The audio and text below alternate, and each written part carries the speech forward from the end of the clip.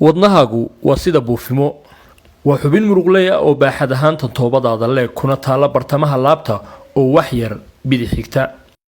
wadnahaagu waxa uu kala qaybsan yahay midig iyo bidix kala qaybsanaantaasina waxay ka ilaalisaa inay isku darsamaan dhiigga oksijiintu ku yar tahay iyo kan ay ku badan tahay isku darka wadnaha iyo xididadu waxa ay sameeyaan habdhiska dhiig wareega oo dhiigga iyo oksijiinta ku soo wareejiya dhammaan qaybaha jidhka dhiigu marka uu ku soo wareego qaybaha jidhka ee lagala hadho oksijiintii la socotay dhiigga oksijiintu ku yar tahay oo ah kan buluuga ah waxa uu ku soo noqdaa wadnaha qaybta midig ee wadnaha oo ka kooban dhageerada midig iyo calooliyarada midig dhiigga ayay qabtaan oo ku tuuraan sanbabada iyagoo sii marinaya halbowle sanbabeedyada sanbabadu dhiigga dib ayay u cusboonaysiiyaan iyagoo ku soo daraya oksijiin cusub taasoo u doorisa casaan dhiigga oksijiintu ku badan tahay oo ah kan cas ayaa kadib soo gala dhanka bidix ee wadnaha oo ka kooban dhageerada bidix iyo caloolyarada bidix kadib dhiigga waxa loo tuuraa qaybaha jidhka iyadoo la sii marinayo garka wadnaha si ay unugyada u gaarsiiyaan oksijiin afar haniye oo wadnaha ku yaala ayaa ka dhiga dhiigga mid u wareega jihada saxda ah haniyeyaasha saddex furaqlaha laba furaqlaha sanbabeedka iyo garka ayaa u shaqeeya sidii kadino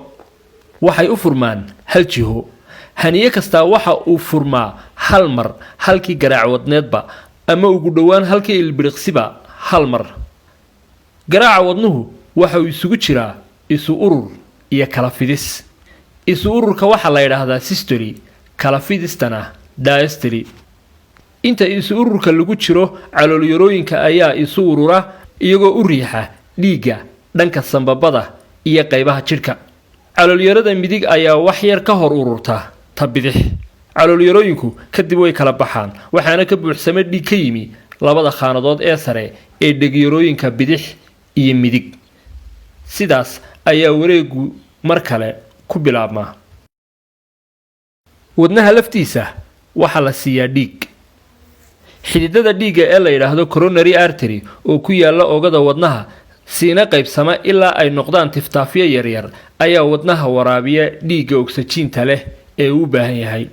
dhanka kale wadnahu waxa uu leeyahay xadhko koronto kuwaas oo ku ilaaliya garaaca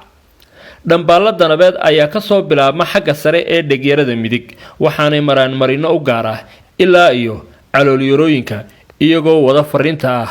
in caloolyarooyinku dhiigga tuuraan